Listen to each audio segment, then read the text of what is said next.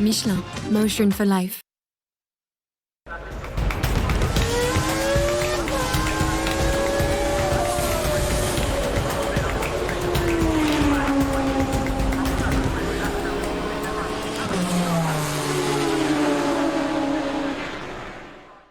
Salut à tous, re-bienvenue sur Racing Stream, l'émission des sports mécaniques. J'ai cru que je ne reprononcerais jamais cette phrase un jour. En tout cas, ravi de vous retrouver sur MGG. Ça fait longtemps qu'on ne s'était pas vu. Vous avez vu, depuis, les tempes sont grisonnantes. Ce n'est pas le cas de nos chers chroniqueurs, mais en tout cas, ravi de vous retrouver. Je te vois, Anthony, je te vois. Ne fais pas le pitre. De toute façon, ton tour viendra ou les trolls viendront. Voilà, Rémi, il est là, il est déjà chaud. En tout cas, ouais, ravi de vous retrouver sur cette saison de Racing Stream qui va vous parler de tous les sports mécaniques, voitures, motos, trottinettes, c'est pas vrai, et e-sport, et ça, notre ami Fabien s'en chargera. Mais voilà, on va passer une belle saison tous ensemble, et j'en profite déjà pour remercier nos partenaires Michelin et Yamaha, sans qui cette chose n'aurait pas été possible jusqu'à maintenant. Il est l'occasion de vous représenter toute l'équipe, mais évidemment, vous les connaissez tous par cœur pour cette émission. Jean-Louis Moncel, la légende de la Formule 1, comment vas-tu ? Bonsoir, très bien. Oh oui, j'aime entendre ta voix suave dans ce micro, c'est beau. Bon, tu vas nous parler de Formule 1, mais pas que. Mais pas seulement de Melbourne, parce que Melbourne, c'est déjà loin, comme je disais à Fabien. Et puis, je vais plutôt parler de politique un peu en F1, parce qu'on en a besoin. Et puis, j'aurais parlé quand même de moto et d'endurance avec Rémi. Et... Ah, tu m'as fait peur, j'ai cru qu'on allait parler de 49.3, là, ici. Je n'étais pas prêt pour Il était pas prêt. On commence direct. Bon, vous avez reconnu sa mèche légendaire. Hein. Ça taille direct sur ma coupe de cheveux. Mais, il se recoiffe et c'est encore pire. Et c'est pire encore. C'est pire, mais oui, moi j'ai les cheveux trop longs, qu'est-ce que tu veux que je te dise? Voilà. C'est magnifique. Bon, ça va, Fabien? Je suis content, c'est la première fois que je suis de ce côté du desk. Hein. Normalement, je suis plutôt de l'autre côté. Ça, c'était à l'ancienne, quand tu t'appelais e-race. Voilà. Mais là, maintenant, on se retrouve là, et pour notre plus grand bonheur, tu vas nous parler de e-sport. Tu connais bien le sujet? Non, un petit peu, je crois que je connais un petit peu le sujet. Ouais. Un tout petit peu, on va parler des JO qui arrivent à la fin de milieu d'année. Milieu d'année? Ouais. Jean-Louis, tu es passionné d'e-sport. Les JO, c'est beau, hein? Quand même. C'est pas moi qui vais participer en tout cas avec mon niveau légendaire. Moi je joue en easy, ça marche moins bien sur l'e-sport. De l'autre côté de la table, nous avons évidemment Anthony Drevet. Comment ça va? Eh ben ça va très bien avec les tempes grisonnantes, tout Toi va aussi bien. Allez, reparti. Tu vois, replay. C'est un replay. Ça va super. Je suis avec Rémi, moi tout va bien. Mais moi je peux parler de scooter et de trottinette si tu veux. Hein. Ah, tu roules en trottinette? Non, mais je pourrais faire des reviews de courses parce qu'il y en a des courses de trottinette. Bon. Oui, je sais, rien j'en ai dit. vu. Les mecs, ils ont des trucs profilés avec les casques. Ça doit pas être évident. Non, mine de pas rien. évident, pas évident. Mais Je suis pas bon. sûr qu'on en parle un jour. Non, mais ça existe. Encore moins des trottinettes dans Paris, vu que ce sera bientôt salut mon pote, hein, ça sera terminé, tout ça. Mais bon, voilà, en tout cas, les trottinettes, ça fait partie du paysage. Et on n'en parlera pas. Bon, je ne vais pas m'éterniser là-dessus sur cette blague foireuse. Nous allons parler évidemment de moto GP avec l'ami Rémi Tissier. Comment ça va? Moi, j'ai réglé le problème. Hein, pour, Oui, toi, c'est fini. Voilà. Ça va? Bah oui, comme un gars qui a pas dormi, qui a fait les 24 heures du Mans. Ouais, c'est ton problème, ça. Hein. C'était top. Je t'avais proposé de décaler l'émission. Tu fais non, t'inquiète pas, je vais assurer. Et tu es là, fidèle au poste. Tu vas nous parler de MotoGP, de Superbike, de Supersport, des 24 heures du Mans, bien évidemment. Beaucoup de choses à vous dire. Il y a eu beaucoup de motos depuis le début de saison, ouais. Mais oui, alors c'est vrai qu'on est à la bourre, parce que là on est déjà en avril, donc on va essayer de pas faire une review complète de tout ce qui s'est passé jusqu'à maintenant sur la semaine d'après. Parce que oui, c'est la bonne nouvelle, nous sommes en hebdo, on sera là tous les lundis, sauf que bien évidemment le calendrier fait bien les choses. On a beaucoup de ponts et de lundis fériés, donc on aura quelques petits décalages, mais voilà, en tout cas c'est la bonne nouvelle, c'est qu'on est là toutes les semaines avec mon oreillette, regardez bien, voilà, qui va tomber. Toutes les semaines, ce sera le running gag de toutes les émissions. C'est marrant, il y a des choses qui n'ont pas changé, hein. Si vous avez vu e-race, c'est toujours de la même manière. En tout cas, ça va nous permettre de démarrer tout de suite la MotoGP. Et n'hésitez pas à nous dire si vous avez des questions dans le chat. Mais en tout cas, c'est parti pour Rémi Tissier sur le MotoGP. C'est parti.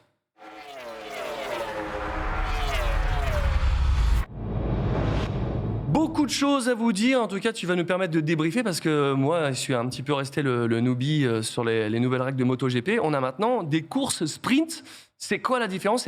Tu peux nous dire un petit peu ce que c'est, les enjeux, les qualifs, tout ça? Une course sprint, alors la qualif devient beaucoup plus importante maintenant parce qu'il y a 2 courses et ça va être un problème pour le pilote Yamaha, Fabio Quartararo.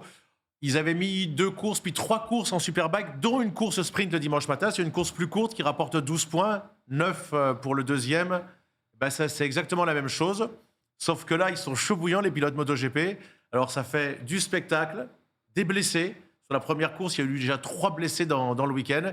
Et par contre, il y avait Marquez qui a fait la pole position dans le premier week-end et qui a réussi à faire podium en doublant 2 gars en faisant une course de folie. Donc le samedi, on s'est dit, c'est sensationnel, ça va être top. Mais du coup, Marquez, il était sacrément blessé. On ne savait pas s'il allait revenir au niveau. Là, il est nickel, donc. Alors, il a été nickel le samedi, le vendredi et le samedi. Et puis, il a fait du Marquez, il s'est enflammé, il a tapé un premier pilote, il a tapé Oliveira chez lui devant son public à Portimao. Il s'est fait siffler, il s'est excusé. Il a été blessé pour la course d'après, plus blessé à des favoris Elena Bastianini. Blessé également, lui, fracture de l'omoplate. Paul Espargaro pour de nombreuses semaines. Fracture vertèbre et mâchoire. On a eu peur pour sa vie à un moment. Vraiment. Il est sorti. Et alors, tous les pilotes se plaignaient des graviers à Portimao. C'était une catastrophe. Mais du coup, tu me fais ça, c'est que c'était chaud à ce point-là. Ah oui. Et là, franchement. Non, mais Quartararo, il a dit c'est les jeux du cirque. Ah bon? Ah mais la course sprint cette année, ça va être les jeux du cirque. Ils sont fous parce que c'est de la moto, c'est pas de la voiture. Ou en Formule 1, il y a 6 courses. Là, il va y avoir d'un coup, quand je commentais les Grands Prix, il y avait 13, 14, 15, 16 courses. On est passé à 17. Là, c'est la première fois qu'il y a 21 courses au calendrier. Et du coup, on va avoir 42 courses. Ah ouais. Du coup, en Argentine, avec les blessés que j'ai énumérés, ils n'ont pas fait venir les pilotes remplaçants. Ils sont partis à 18 alors que les 15 premiers marquent des points. Ça va être compliqué d'avoir un beau plateau si ça se blesse autant. Et comment ça s'est passé en tout cas en Argentine, donc sur le deuxième GP? Est-ce que ça n'a pas été difficile encore une fois pour les pilotes? Alors en Argentine, c'est Bagnaia qui a gagné les 2 courses sur la première. Ça a été plus sage parce que Marquez n'était pas là. Donc moi je trouve que les courses sont un peu moins intéressantes quand il n'est pas là. Mais alors on a déjà eu un podium de Zarco sur la première course. Et là, l'Argentine, ça a été Binder qui a gagné la première course devant Bezzecchi, tiens, et Luca Marini, le frère de Rossi. Et puis Bezzecchi a gagné la course longue devant Zarco. Oui. Et du coup, comme Bagnaia est tombé, Bezzecchi a pris, il vient de la VR46, a pris la tête du championnat du monde. Ah ouais, quand même. Attention, les Italiens, entre Bagnaia, entre Bezzecchi, il y a également Bastianini, parce que bon, il est blessé, mais il sera là. Ça va être chaud. Il faut que Quarta accélère. Les Français, ils ont eu, au niveau des qualifs, c'était pas ouf, ils sont pas sensationnels et surtout pour Quartararo, les 2 premiers Grands Prix ont été très très très compliqués. Et surtout en Argentine, celui qui fait rien depuis 2 ans, son coéquipier Franco Morbidelli a fait 2 fois 4e. Là, on s'est dit, même lui, pour la première fois en 2 ans, il a pris les réglages, il a été voir les réglages de Morbidelli, ce qui arrive jamais, parce que là où il se plaint, Rossi, quand il était avec Lorenzo, c'était 2 top pilotes. Et là, ça lui sert à rien. Déjà, cette année, il n'y a plus que 2 Yamaha. C'est ça. Il y en avait 4. Il y a 8 Ducati, 4 Aprilia. C'est-à-dire que les Italiennes, elles dominent totalement. Suzuki arrêté. Il n'y a plus de Honda. Il n'y a plus que 2 Yamaha. Non, Suze a arrêté aussi. Mais non. Et si. Ouais, c'est ça. Donc il y a quoi? Il y a 3 Honda, c'est ça? Il y a LCR et puis les 2 officiels. Non, 4. Enfin, il y en a 4. 4 Honda. Ouais.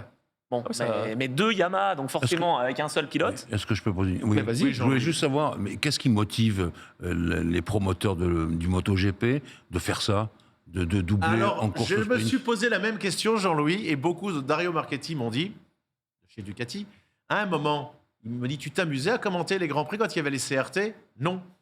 Et ils ont accepté Ducati de passer de 2 à 4, puis de 4 à 6. Alors, il aurait fallu s'arrêter à 6. Mais s'il n'y avait pas 8 motos, là, et les 4 Aprilia, on n'aurait pas de plateau. Et les Grands Prix, maintenant, à chaque course, vous avez vu, on ne sait pas qui va gagner. Marini aurait pu gagner Oui, hier. ça, c'est important. Rins C'est a vrai. gagné avec l'équipe de Lucio Cecchinello. Donc, les Japonais ont voulu se retirer et les Italiens et KTM, avec 4 motos, sauvent le championnat. Donc, on ne peut pas tirer sur l'ambulance. Non, mais je voulais juste poser la question. Et deuxièmement, Bezzecchi, alors que j'ai découvert, moi, vous avez oublié de parler quand même de la remontée de Zarco qui a été formidable. C'est vrai, c'est vrai. Franchement, je l'ai regardé, c'était top. Il faut y Course aller. méthodique. Et en plus, sous la pluie, je suis sous la Voilà. pluie. Franchement, incroyable d'aller en Argentine et il pleut. Mais enfin, bon. Oui, mais c'est son Grand Prix préféré. Il a déjà gagné là-bas. On avait dit avec Randy Le Punier, quand il a en 2018, c'est sans doute la course où il aurait dû gagner. Parce qu'il en gagnera peut-être jamais. Et comme il était content de faire 2e, il n'avait pas été chercher Crutchlow, qui lui, il avait pris cette victoire. Et là encore, il l'a laissé passer. On a toujours l'impression avec Johan qu'il va réussir à en prendre une. Et je crois que ça fait 16 podiums, 0 victoire. Ouais, et beaucoup de 2e place, Rémi. À chaque fois, il est Là, pas la loin. remontée était belle, fantastique. Il est populaire. C'est Oui. le Raymond Poulidor. Ouais, tu le sens comment, du coup, pour les Français, pour Quarta, ça sent comment la saison là? Ça va être très, très, très compliqué. Et on sait qu'il est très fort dans la première partie de saison. Il a gagné 2 fois pour Portimao, on a vu le résultat. Ouais. Là, heureusement, il vient de briller à Austin. Ah oui. Il vient de faire enfin son premier podium, mais 2 des pilotes qui étaient devant lui sont tombés, Bagnaia et Miller. Et il y a eu 10 chutes, 10 pilotes sont tombés. Ouais. Donc, ça met un petit bémol. Mais néanmoins, pour Yamaha, quel soulagement de voir enfin Fabio sur le podium. Et comme Bagnaia a perdu 50 points qui lui étaient acquis, en tout cas 25 sûrs et 25 ou 20 sur la course d'hier, finalement, il n'est pas si loin que ça encore, Fabio. Complètement. Et ce qui est bien, c'est qu'on va arriver à Jerez, qui est son jardin.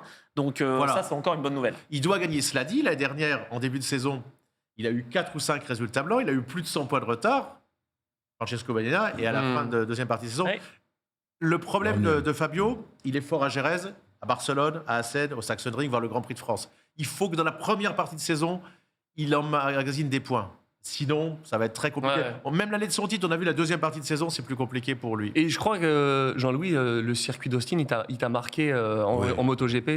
Très franchement, il y a 2 épreuves m'ont marqué, pour moi, la moto. Le Paris-Dakar déjà, mais ça, j'en ai parlé avec Rémi. Et puis Austin. Regardez les angles, la vitesse. Alors, je me souviens de Mugello, j'avais retenu les 2 chiffres.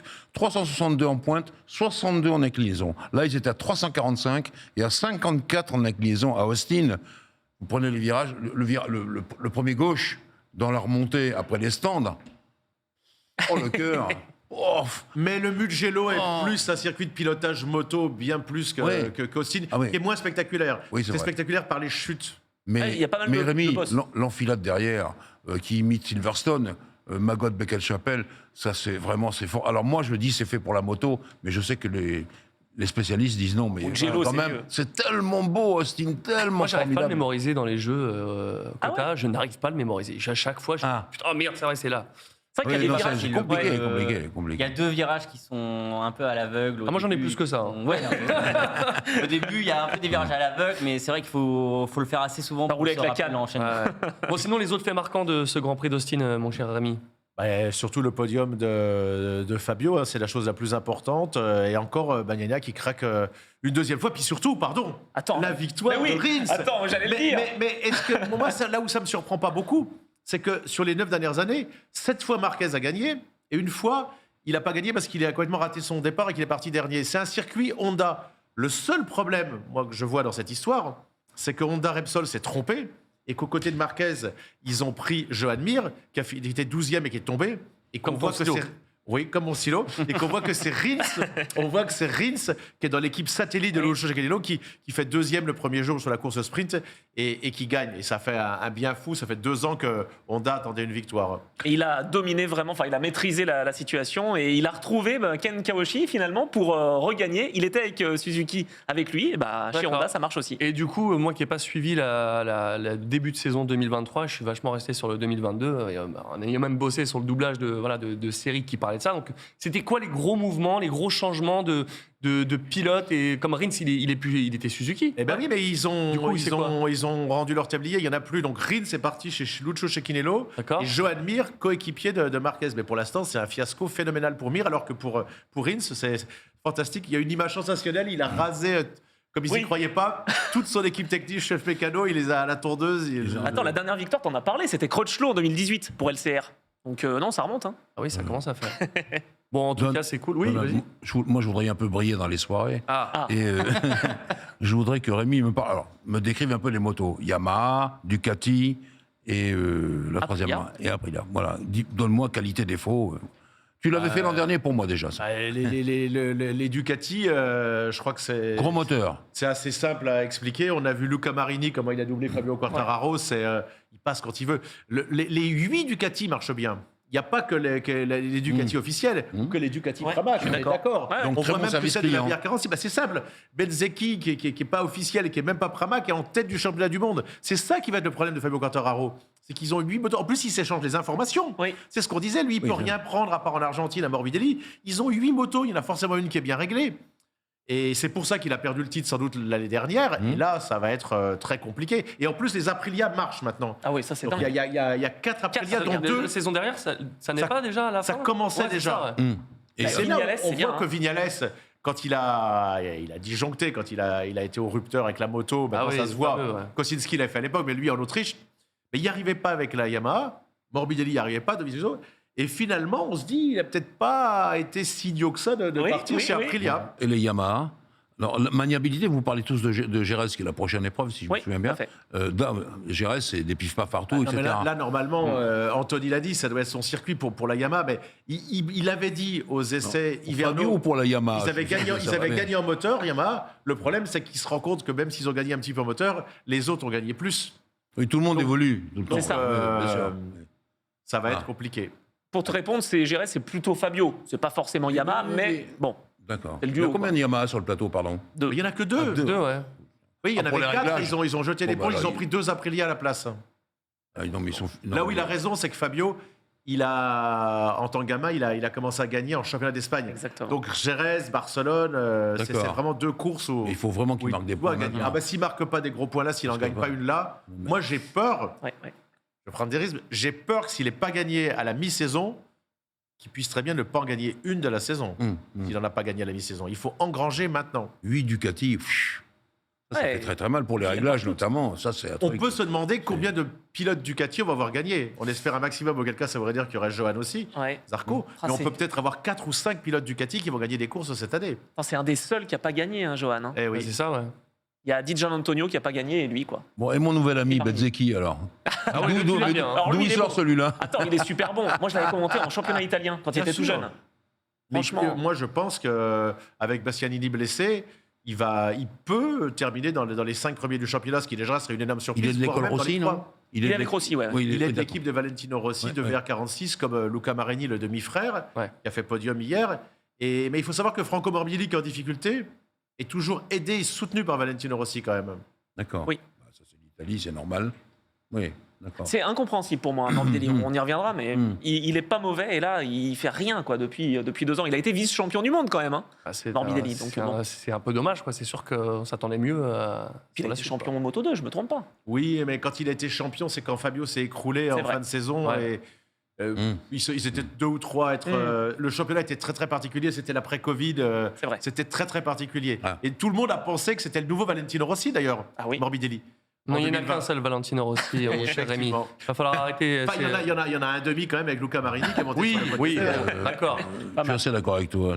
Mais Oui, on est d'accord. Il faut le corriger un peu, Rémi, de temps en temps. Ah oui, non, non, Faut mais taper alors, dessus, parce que sinon... Écoute, que j'ai pas ouais, collé ouais. un 46 sur mon scooter pour rien, quand même. je veux dire, hein. Bref, ça suffit comme ça pour la MotoGP. On va passer, parce que l'actualité est chargée, à l'endurance. C'est parti.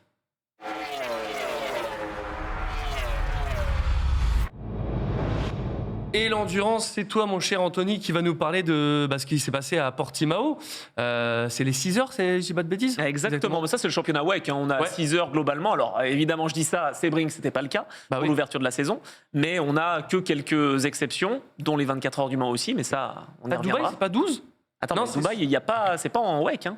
24 heures de Dubaï, c'est une série, c'est Creventic, C'est des c'est Néerlandais. 24 heures series normalement. À Ouais, Dubaï. exactement, Ah. c'est ça. Donc c'est un autre championnat. Ok. Là, on Mais est Dubaï, en. c'est des influenceurs, non Oui, je suis assez d'accord. C'est pour C'est aller vrai. rigoler et se baigner un peu. Le Je suis assez circuit est très d'accord, bien. oui. Moi, je tiens à Oui, le dire, le très circuit bien. de Dubaï. Le circuit est super. Franchement, voilà. Circuit Bon, super. bref, on revient à Portimao. En tout cas, Dubaï ou Portimao, on va savoir. Les Non, deux, mais les deux en plus. Ouais, ouais. Portimao. C'est vrai, alors. c'est On va vrai. conduire. Après, vu ce qui s'est un peu passé ce week-end, Portimao, Ah, il y a vas-y, d'autres dis-nous tout, là. problèmes. Un peu compliqué, ouais. Portimao, après, en hypercar, Toyota est clairement au-dessus parce qu'ils ont l'expérience et Paul. que, voilà, normalement, cette année, ça devrait être pour eux, les 24 heures, je veux dire, et le titre. Ils ont réussi à C'est pas gagner. pour Peugeot On en parle tout Ouais. de suite Oh non, on va y venir. Ah ouais, non, c'est vrai Quel qu'il y a... mauvais élément sur Déjà, Rémi. non, mais alors, voilà, déjà, Cul d'émission. Hein, Ah ouais, j'ai essayé de construire le truc. Vas-y, Anthony, vas-y. Ah, c'est compliqué. Non, on va peut-être revenir, tu as raison, sur les constructeurs qui sont Ouais. engagés. Donc on a Toyota qui gagne et qui enfile les victoires en 24 heures depuis des années, mais qui est tout seul. On a avec eux, face à eux, Cadillac, ça peut être sérieux. On a Ferrari, Jean-Louis, hein, franchement. En hyper. Olé. Mais oui, en Ils sont hypercar, déjà là. ils Bah s'en oui. sont Ils déjà s'en là. sortent mieux qu'en F1. Continue. Ils sont bien qualifiés Oui, parce oui, qu'à chaque oui. fois ils sont devant Ouais. et on a vraiment des bons pilotes en plus, des anciens de Formule 1, Ouais. des anciens de la derrière Ferrari Academy. Donc c'est prometteur. On a donc Peugeot, un peu décevant. On y reviendra avec ce concept de voiture un peu particulier. On a également Porsche qui vient avec beaucoup de voitures aussi, donc ça va être assez intéressant. Beaucoup de voitures clientes aussi. Aussi, tout à fait, parce qu'en fait, c'est la particularité cette année en championnat du monde, c'est qu'on a les hypercars et les LMDH. On a une vraie cohésion, finalement, je suis en train de me casser la figure, une vraie cohésion, un peu comme les Peugeot, une vraie cohésion, c'est dur, hein, Ça te prend le vénère, là. Non, mais entre les États-Unis et l'Europe. Et ça, c'est vraiment quelque chose qui est important parce qu'on a de la compétition client aussi, avec des voitures, donc Jota notamment, qui engage 2 voitures Porsche. Donc ça, c'est important. Et puis on a des Glickenhaus et on a Van Wall avec Jacques Villeneuve qui nous a fait des étincelles ce week-end. Ah, c'est cool, mais c'est vrai que toute cette concurrence hypercar que l'année dernière, c'était la nouvelle catégorie, mais ils étaient encore tout seuls. Là, ça va être moins évident en se disant, bon, Toy, ils vont encore gagner. Porsche, On s'y attendait, hein. Ils ont gagné ce week-end. Hein. oui. Alors j'ai remarqué 2 choses. J'ai remarqué que Villeneuve était sorti de la piste. Pas de sa faute, à cause des freins qui sont partis en quenouille, mais il n'y a pas eu que lui avec les problèmes de freins. Oui, tout à fait. Ça paraît très compliqué, la surpuissance des voitures ou le circuit. C'est plutôt le circuit. Portimao est très très demandeur. Il y a une autre voiture qui a eu des soucis de frein. Exactement. Et Toyota a eu des problèmes mécaniques aussi, et c'est en ça que je suis un petit peu inquiet pour eux. Alors, ils ont le rythme, ils sont au-dessus, hein, clairement. Oui, on a vu avec la pole. Voilà, ils ont eu la pole, facile, ils gagnent. Bon, ça fait 2 fois de suite, mais c'était la 7 qui avait gagné à Sebring. Ils font partie aussi, il faut bien le dire, hein, du règlement hypercar. Ils ne sont pas en LMDH. Donc on n'a pas cette adaptation, on va dire, qui vient des États-Unis. Donc c'est comme Ferrari, comme Peugeot. Ils ont un petit avantage parce que ils mettent un peu plus cher finalement pour développer la voiture aussi, hein, par rapport au LMDH. Donc, du coup, le podium hypercar, ça donnait quoi? C'est pas mal avec Toyota, Ferrari qui a même failli placer ses 2 voitures. Forza. Et voilà, Forza Ferrari. Mais dans les derniers instants, il y a eu un petit souci pour l'une d'entre elles. Et puis la 3e place pour Porsche. Ils sont là, on les attendait pas. Penske. Exactement. Ah oui, alors ça, le capitaine. Oui, moi j'étais heureux pour lui, hein, je le connais bien, et j'ai trouvé qu'il avait fait un très beau boulot avec Porsche. Et ça, on peut compter sur eux, ils vont aller assez loin. Penske, il s'est préparé des voitures aussi. On est d'accord. C'est bien que tu en parles parce que on a vraiment des équipes derrière qui se cachent derrière les engagements. On a aussi Chip Ganassi derrière Cadillac. Il y aura Sébastien Bourdet, absolument. Qui sera, on en reparlera tout à l'heure, mais qui sera aux 24 heures du Mans avec espérons-le, une victoire peut-être Mancel. Et Cadillac, là, alors, du coup? Cadillac, pas mal, mais bon, ils ont un petit peu coincé là cette fois. Bon, on les attend un petit peu mieux. Aux États-Unis, ils sont plus à l'aise. Et l'avenir de Peugeot, à ton avis, qu'est-ce qu'il faut modifier? Ils C'est dur. Ils peuvent pas dans 2 mois briller aux 24 heures du Mans. Peugeot, c'est pas C'était possible. une tuerie, c'était la 908. Ouais. Expliquons quand même, le concept est assez novateur, le fait de ne pas mettre d'aileron arrière. Donc en fait, c'est ça le problème? C'est pas le problème, mais si tu veux, ils veulent communiquer sur une voiture. Sur des innovations techniques. Exactement. Absolument. Comme la boîte de vitesse électrique au départ. Ou quelque chose comme ça. Voilà. Ils travaillent dur et toutes les équipes travaillent pour avoir des innovations. Ouais. Mais le problème, entre guillemets, c'est que tout l'appui se fait avec le fond plat. Et, enfin, entre le fond plat et le sol. Et quand on a des pistes bosselées, c'était le cas à Sebring, c'est un peu moins le cas à Portimao, mais c'était compliqué. C'est qui existe quoi pour ça. Oui, pour ça, les carrés. C'est sûr. Mais ils ont fait une voiture quand même pour Le Mans. Alors que d'habitude, on les taxait un petit peu quand ils étaient engagés à l'époque, hein, de faire une voiture pour le championnat du monde. Ils remportaient le championnat et puis à chaque fois au Mans, ça marchait pas. Là, ils ont fait l'inverse. Après les voitures concept comme ça qui innovent, qui veulent complètement changer un peu la physionomie, ça n'a jamais marché. Hein. On l'a pensé avec Nissan qui ont tenté une traction.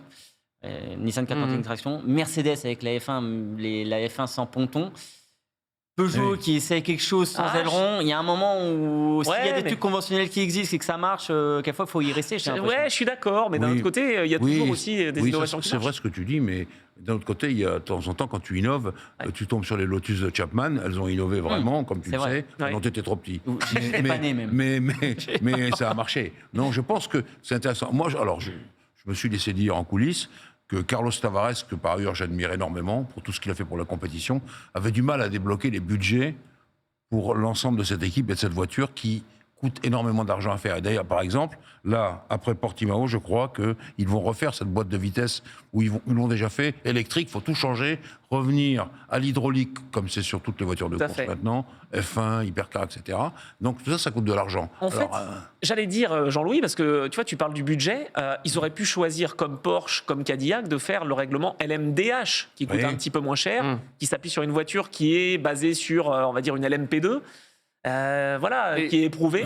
Et Crash sur le chat nous dit les pneus sont trop étroits pour moi. Qu'est-ce que t'en penses de ça? C'est possible. C'est possible aussi parce qu'on a des voitures, enfin un concept justement qui demande beaucoup d'appui, qui n'est pas avec l'aéro. Donc c'est Mais moi, je possible. vous écoute, là, vous me dites les innovations. En moto, il y a des innovations et tous ceux qui n'y vont pas, ils perdent. Oui, c'est Quand vrai. il y a eu Oui, les c'est ailerons, vrai. c'est toujours Ducati. Et après ça, les autres, ils copient, ils le font. Oui, mais Maintenant, si vous ne faites pas d'aileron avec Oui, la monsieur, MotoGP, je suis vous assez êtes mort. d'accord, moi, avec ça. Mais il Oui, ne bien sûr. faut pas retourner complètement le truc. C'est ça que il y a quand même des grosses C'est-à-dire évolutions en F1. En F1, on le voit, il y a toujours des bonnes évolutions, des bonnes idées, mais c'est du détail. En F1, on le voit Oui, sur c'est-à-dire qu'on les n'enlève pas l'aileron, quoi. Sur ça. les ailerons. Nous, les Là, motos, elles n'ont plus rien à voir avec ce qu'il y avait il y a 20 ans. Ah oui, Ouais, bien Ça, sûr. oui, ça, c'est sûr. à un Ça, point, c'est vrai. c'en est même. Il y a Mais- même des ailerons. Alors maintenant, Mais c'est- pendant longtemps, les motos n'ont pas évolué aussi. Hein. Et pendant 10 ans, moi, je regarde un peu la MotoGP il y a très longtemps. Pendant 10 ans, les motos, j'ai l'impression que c'était les mêmes. Mmh. Il y avait que le carénage qui changeait Ouais. un peu, mais globalement, il y Non, avait mais là, pas cette beaucoup histoire d'évolution. des pneus, c'est pas mal ce que dit Crash parce que en fait, on a un manufacturier unique. C'est ce qui fait que les équipes peuvent pas travailler sur les pneumatiques. Ils doivent s'adapter, quoi. Ils doivent travailler sur le châssis, ce qu'on appelle le grip mécanique. Tout à fait. Il faut. Moi, je pense que Michelin fait des très bons produits. Ah, là. mais on est d'accord. Et comme ils savent le faire depuis longtemps. Et là, on voit qu'il y a des pilotes qui disent ah mais il faut aller mollo sur les pneus, faut ralentir, lift and cost aussi pour la consommation. Là, c'est un peu compliqué, mais en Formule 1, il y a aussi le même problème. Hein. Sur les pneus, c'est quand même malgré tout ce qu'on peut dire. C'est ce qui touche Ouais. le sol. Donc, c'est là. Et- Et ça, c'est important, je crois. Et pour moi, dernier point, est-ce que avec une saison commencée, ils ont le droit de modifier la voiture ou maintenant c'est gravé dans le marbre et c'est que des petits ajustements? Ouais, c'est plutôt des petits ajustements. Ouais, Ils d'accord, n'ont hein. pas vraiment le droit de modifier. C'est aussi pour essayer de contrôler les Complètement. coûts. Hein. Ah ouais. Donc, c'est vrai que quand tu as une voiture qui n'est pas forcément bien née, c'est plus compliqué. Alors, est-ce qu'on peut parler du Mans ou pas du tout? Parce que Eh tout ben, ça c'est pour justement. les 24 heures. On y va, C'est on y le va. centenaire, c'est le centenaire cette année. Eh ben, ah, Le Mans, voiture. Les 24 heures, oui. Ah, je croyais que tu allais partir. Tu me faisais la transition pour la moto. Bon, Ah, vas-y, Non, mais non, vas-y. non, ah ben non, ça on va revenir. non, mais Oui, vas-y. les 24 heures du Mans auto. Attends, c'est le centenaire cette année? C'est le Ouais, c'est centenaire, le oui, bien sûr. On est à Oh, 56 et donc- jours. J'ai calculé. Hein. Là, je peux te dire que je Donc, compte les jours. Franchement, non, je vois Cadillac qui arrive avec 3 voitures. Ferrari 2 ou 3 voitures? Il y aura 2 voitures seulement. Voitures. Ça va être énorme. Cadillac 3, Porsche 4. Là, ils arrivent avec le matos. Oui, voilà. Et Porsche, attention, parce que sur le rythme, ils sont peut-être pas au top, mais Non, avec 4 sur le tableau voitures. de marche, Et voilà. oui, ça peut tout changer. Et Ouais. c'est une des seules équipes qui a justement des équipes clientes. Et pourquoi Ferrari 2 voitures seulement? Ils sont pas assez prêts? Ils sont pas prêts? Ouais. Peut-être. Ah. Déjà, ils font des choses pas si mal que ça. Oui, c'est Enfin, ça. Ferrari, il faut savoir quand même que moi, au départ, j'étais contre cette histoire. Je vais remonter 1973, donc vous n'étiez pas né, c'est pas grave, je vous le dis quand même. Peter Chetty, homme d'affaires et bon pilote, est questionné par Enzo Ferrari, qui lui dit bon, qu'est-ce qu'on fait? Non, l'endurance, et Peter Chetty lui dit monsieur, il faut arrêter l'endurance. L'avenir, c'est la Formule 1 parce que c'est cadré pour la télévision en 73. Hein. Et donc, ils ont choisi d'arrêter l'endurance et du coup, ils se sont mieux portés.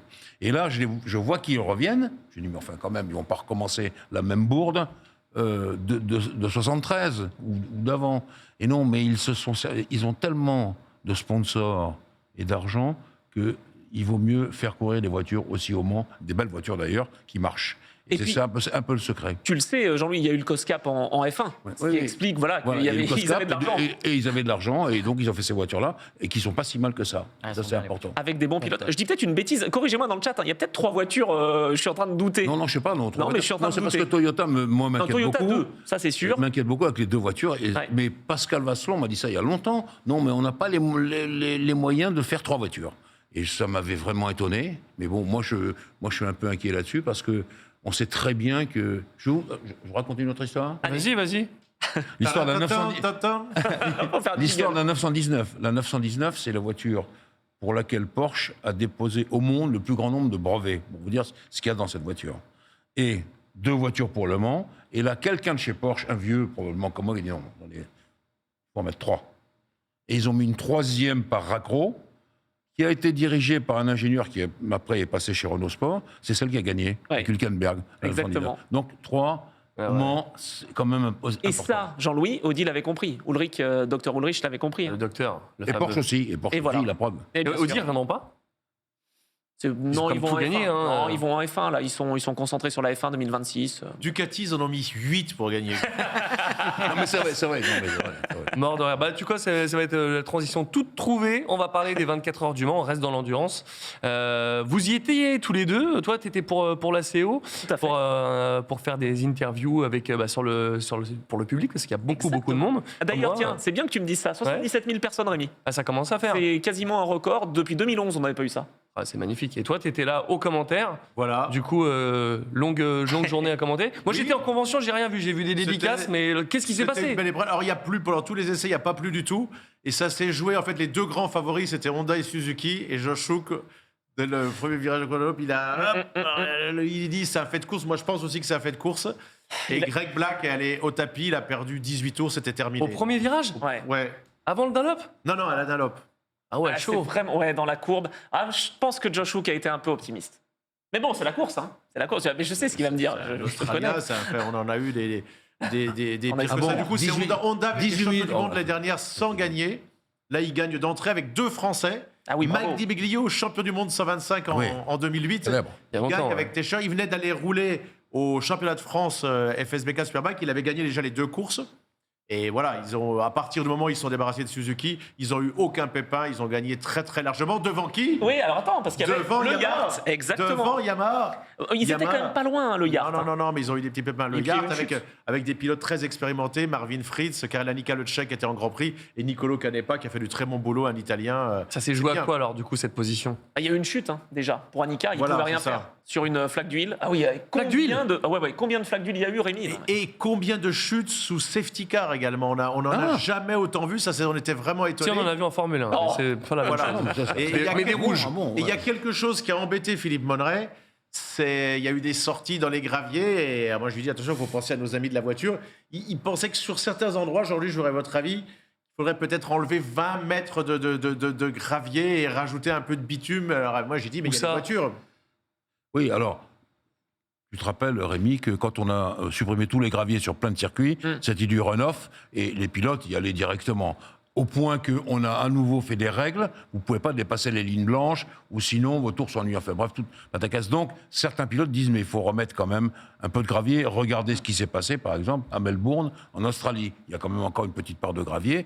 Et c'est intéressant parce qu'on ne peut pas faire de bêtises. Alors, le raisonnement est là. Maintenant, si le gravier est trop court, et si surtout les promoteurs du circuit ne l'entretiennent pas, ça devient très casse-gueule parce que ça sèche un peu avec l'eau comme du béton et c'est très très dangereux. Donc je pense que plus la zone est grande, plus elle est dure à retourner, mais au moins on peut sortir et c'est mieux. C'est un gros débat, Rémi. hein, Mais ça. Melbourne, c'est vite réglé parce Oui, qu'il y a bien un sûr. circuit pour la Formule 1 Oui, oui. et il y a un circuit fantastique Formidable fait pour la que moto. pour la Oui, moto je Philippe sais, Island. bien sûr, bien Donc sûr. là, le problème, il est réglé. Ouais, mais alors c'est vrai que tiens, ça c'est intéressant que tu dises ça parce que au Castellet par exemple, ils ont rajouté des zones de gravier pour les motos.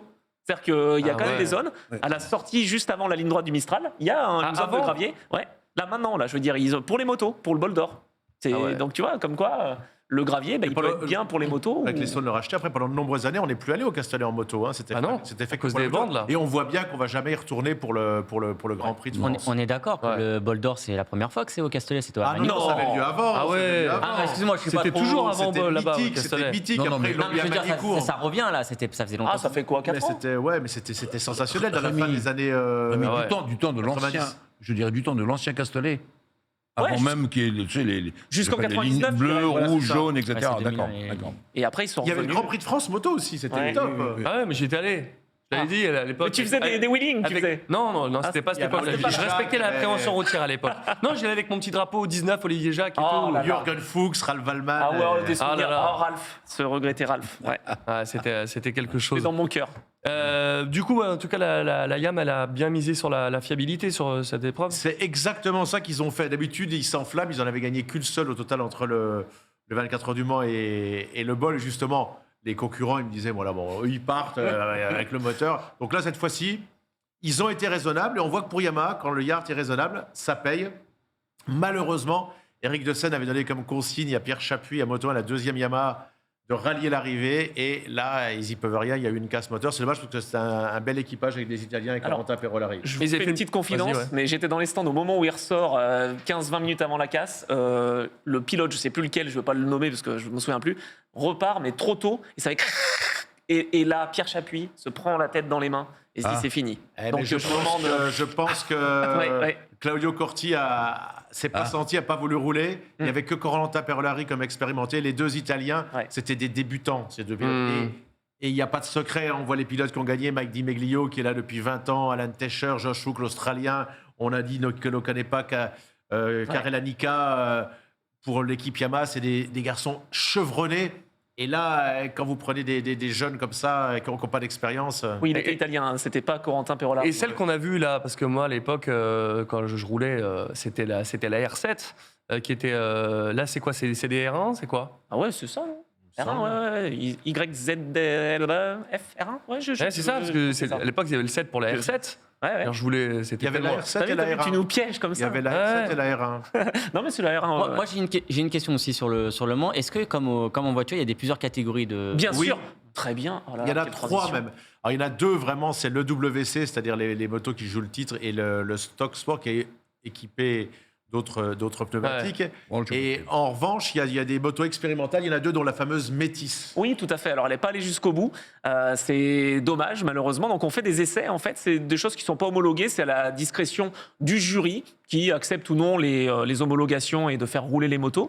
Et il y avait une Aprilia aussi. Alors, pas parce qu'elle était novatrice, mais parce qu'elle n'était pas homologuée. Et donc, elle roulait avec un team Manso. Malheureusement, elle n'est pas allée au bout. Mais j'ai oublié de vous dire qu'on n'est pas passé loin, en tout cas plus au Bol d'Or, mais même là, d'un incroyable exploit. Ducati a une seule machine avec Chase Davis notamment. Ils ont failli gagner la dernière au Castellet, ce qui n'était jamais arrivé, ce qui aurait été énorme. Et là, à un moment, ils étaient 2e. Après, ils ont eu des pépins, ils ont fini, je crois, vers la 6e ou 5e place. Mais ils sont bien remontés. Hein. Si en plus, alors qu'ils gagnent déjà tout en MotoGP et tout en Superbike avec Bautista, parce que la course d'Australie, là, ils ont tout gagné. C'était du jamais vu. Ils ont gagné les 3 courses de Superbike et les 2 de Supersport. Si maintenant, en plus, ils viennent taper il faut qu'ils viennent avec 8 motos. S'ils viennent avec 8 motos, ça serait énorme si Ducati... Parce que Ducati, c'est pas une moto qui est faite pour tenir 24 heures.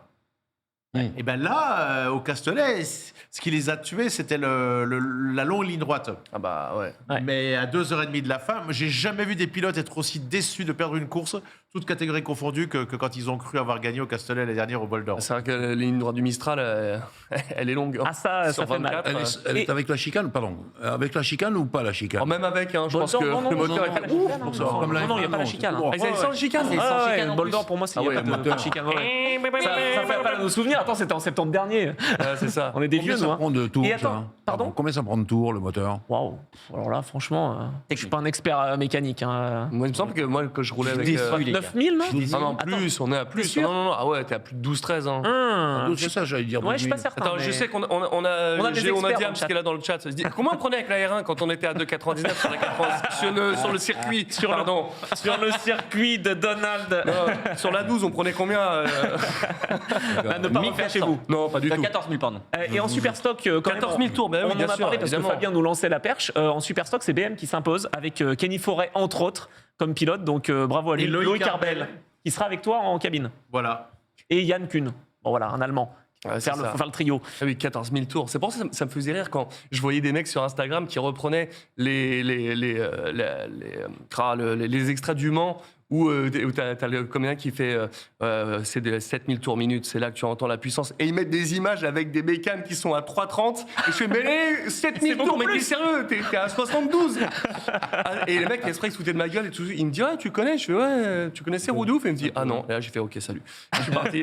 J'étais vexé comme un pou, je suis parti. Rémi, on a beaucoup de choses à dire, notamment sur la moto, sur le Superbike, sur le Supersport. Donc, on va partir sur la moto et c'est parti.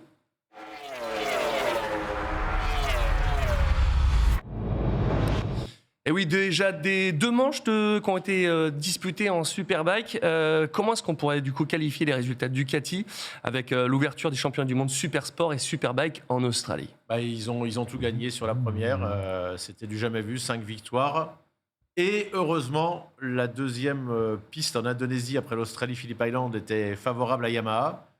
Et Toprak a quand même réussi à en gagner une. Toprak Razgatoglu. Pour Yamaha. C'était un doublé d'ailleurs devant Locatelli. Mais sur l'ensemble du championnat, on a l'impression que ça va ressembler à la dernière et que ça va ressembler à la MotoGP. La course de Barcelone, par exemple, ça sera injouable. Ah ouais. Ah bah avec le bout de ligne droite, Ducati, Bautista, même si tu le mets 17e sur la grille, je suis pas sûr qu'au bout de la première ligne droite, il soit pas déjà... C'est Verstappen, quoi. Voilà, mais heureusement qu'Yamaha a pour moi, le meilleur pilote du Mondial Superbike, c'est Toprak Azgatoglu. Ah, c'est sûr. Et du coup, t'as kiffé, là, ce début de saison? Phillip Island, c'est le plus beau circuit au monde donc, pour la moto, donc c'est toujours des courses sensationnelles, on le verra en MotoGP en fin de saison. L'Indonésie, c'était vraiment chouette aussi. Et là, la semaine prochaine, on est dans la fameuse cathédrale d'Assen. Ah ouais. Qui est aussi un circuit qui a été fait pour la moto. Voilà. Et qui a été un peu transformé, malheureusement. Ils bien en avant. ont enlevé une partie. Et dans la deuxième manche du championnat du monde Superbike, du coup, la course en sprint a été remportée par qui? Par Toprak Razgatoglu, donc. C'est ça, ouais. Mais ça veut dire qu'il n'a pas encore gagné de course longue. Mais oui, c'est Parce le sprint. C'est du sprint, c'est comme en MotoGP maintenant. Et tu as bien compris que la course sprint qu'il a gagnée, Toprak Razgatoglu, pour Yamaha, ça lui a rapporté 12 points. Et ouais, Alors qu'à chaque fois que Bautista y gagne, c'est 25. les courses Ah longues, ouais, c'est c'est ça. 25. Donc là, il va falloir très vite. Mais l'année dernière, Toprak, on avait commencé différemment le championnat. On était encore en post-Covid, donc on n'avait pas été en Australie, on n'allait pas en Outre-mer. L'Indonésie, on était en fin de saison. Les 3 premières courses, donc 9 courses, les 3 premiers week-ends, il n'a pas gagné une course. Il a attendu le 4e week-end pour gagner. Là, il a déjà gagné cette fois-ci. Donc c'est quand même un petit peu mieux. Bon, et les Kawa, elles sont où, là? Les Kawa. Il y a Jonathan Ray. Mais c'est tout. Il sera là la prochaine parce que c'est son circuit préféré. Là où il a gagné le plus de courses, c'est à 7. Donc normalement, lundi prochain, on parle de lui. Sinon, s'il ne gagne pas là, ça veut dire que c'est peut-être le début de la fin. Et c'est ça. Il a eu 6 titres d'affilée, il était intouchable. Il y a 2 ans, c'est Yamaha qui a pris le titre avec Toprak. L'année dernière, c'est Ducati avec Bautista. Et là, c'est un petit peu comme Mick Doohan à l'époque, comme Valentino Rossi. Ça finit par tourner. Et peut-être que c'est la fin du grand Jonathan Ray et donc de Kawasaki par la Un peu d'émotion. Mais bon, Yamaha est là. Donc, nous verrons ça. Moi, j'ai juste une question. Vas-y. Parce que je suis un peu nul en moto. C'est quoi les différences entre le Superbike et le MotoGP Alors, globalement? c'est très simple. La MotoGP, c'est des prototypes. La Superbike, c'est... Sans que ce soit vraiment totalement la moto du commerce que tu vas avoir en endurance, qu'on vient de parler 24 heures du Mans, c'est vraiment des motos qui sont plus proches des motos dérivées de la série avec des avantages. Voilà. Pour que le fan s'y reconnaisse, la Kawasaki, elle est verte, par exemple. Voilà, c'est ça. Et la Kawasaki, il n'y en a pas en MotoGP. Et donc, en gros, les motos d'endurance et les motos de Superbike sont beaucoup plus proches que les Superbike et la MotoGP. Ah oui, totalement. D'accord. Totalement. oui. C'est exactement ça. Voilà. C'était pour ça que d'ailleurs, quand je parlais de la R7, tu pouvais l'avoir dans le commerce aussi. À un prix qui était ultra cher, mais tu pouvais rouler en R7 si tu voulais sur la route. En fait, en Superbike, tu as plus de modifications possibles qu'en EWC, un championnat d'endurance, mais c'est quasiment la même philosophie, quoi. Non, je dis une connerie. Tu pouvais Quoi l'acheter grand public, mais je crois qu'elle était que circuit. Ah bon? Je crois. Non, attends, j'ai un doute. Les R7. T'imagines là Non, tu pouvais l'acheter. Je crois que tu pouvais rouler, mais c'était ultra cher. De toute façon, Fabien, l'idée pour le mondial Superbike, c'est de réduire les prix, de réduire les coûts. Et voilà et pour le Supersport, c'est pareil. Il y a les 600 ou les. Maintenant, on appelle ça des 600, mais il y a du 900, etc. C'est des motos du commerce pour que le fan s'identifie et achète la moto. Alors ma question c'est, on en a parlé l'an dernier évidemment beaucoup de fois, mais là maintenant vous avez traîné vos guettes dans les paddocks tous les deux là. Alors Suzuki, ils sont partis pourquoi? Quelle est la vraie raison? Moi je pense que c'est des raisons financières. Ouais. Complètement. Ah. Et s'il en reste en endurance, parce qu'il en reste, c'est miraculeux. Ah ouais, c'est parce clair. qu'ils ont failli arrêter avec la fameuse équipe du CERT. Et voilà, et c'est Suzuki France qui est là, et puis des soutiens particuliers, c'est Damien. Parce que ça se vend pas les Suzuki? Si, mais en plus ils avaient été champions du monde avec Johan Mir et ils ont gagné des courses avec Rins qui a gagné la dernière course à Valence, qui a gagné 2 courses l'année dernière. Ils se sont arrêtés. Que Kawasaki s'arrête, ils se sont dit on va mettre énormément d'argent. Ils en ont. Ça n'a pas marché. Mais il faut savoir que, par exemple, les autres constructeurs, on ne s'en rend pas compte, mais c'est tout petit, Ducati ou même Yamaha par rapport à Honda. Honda, le premier constructeur mondial, a une force de frappe en moto, mais gigantesque. C'est là où Yamaha, c'est fort d'aller les battre. Et Suzuki, c'était bien aussi. C'est très dommage pour la MotoGP qu'on n'ait plus ni Kawasaki, ni Suzuki. On n'a plus de japonaises. Il nous reste 6 japonaises et il y a déjà 12 italiennes. Ouais. Des belles italiennes. Des belles italiennes. En attendant, on a encore beaucoup d'épreuves à discuter, et notamment du rallye, de la F2, de la F3. C'est toi, Anthony, qui va nous parler de ça. Donc c'est parti, on retourne en sport auto. C'est parti.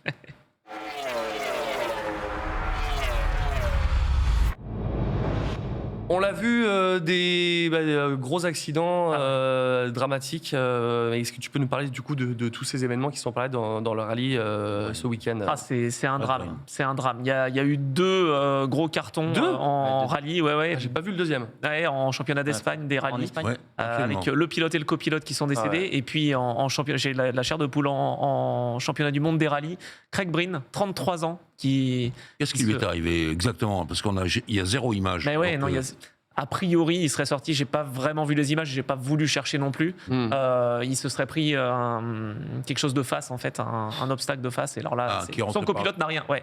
Un peu ce qui s'était passé pour Kubica. Ah oui, c'est ça. Entre guillemets. Mais il n'a pas eu de chance. Il n'a pas eu de chance. Et destin tragique pour lui parce que en 2012, au rallye italien Targa Florio, en championnat d'Europe, son copilote s'était tué sur une erreur sur une sortie de sa part. Il s'en était relevé. Il avait réussi à revenir en championnat d'Europe. Il s'est reconstruit. C'était pas facile l'année dernière. Après, il est passé par beaucoup d'équipes françaises. Il est passé chez Saint-Éloque. Il est passé chez Citroën. Et puis, il s'est reconstruit. Il a fait des podiums. Jamais de victoire, malheureusement. Et là, il avait la banane en Suède. Il avait retrouvé la pêche. C'est pour ça. C'est bizarre ces accidents. Je me souviens, je connaissais beaucoup Henri Magne et quand il s'est tué, le pilote espagnol, il est sorti de la voiture, il y avait rien du tout. Il pensait pas que le pilote était indemne et Henri Magne, la légende, le voisin de Cyril Després, mort. Mais Breen était très populaire à cause de ça, la façon dont il s'était reconstruit. C'est le terme qu'il faut parce qu'il a eu beaucoup de problèmes et il est revenu. Et la raison pour laquelle il était très populaire, c'est exactement ça. Et il a quelqu'un de très sympa et qui connaît les choses de la vie, donc qui est pas comme Aude Tanak fermé, qui est pas comme l'autre comme ça, non. C'est un type, tiens, il aurait pu être là avec nous. Ouais, c'est ça qui fait beaucoup de peine. Toujours le sourire. Et soyons plus gais, du coup, au niveau on change de sujet sur la F2 et la F3, c'est le retour de Dams. Ouais, les Français aux avant-postes. Alors les pilotes français sont là, mais ils ont un petit peu de manque de réussite. Dams, en revanche, là, c'est la reconstruction, pareil. Charles Pic a investi.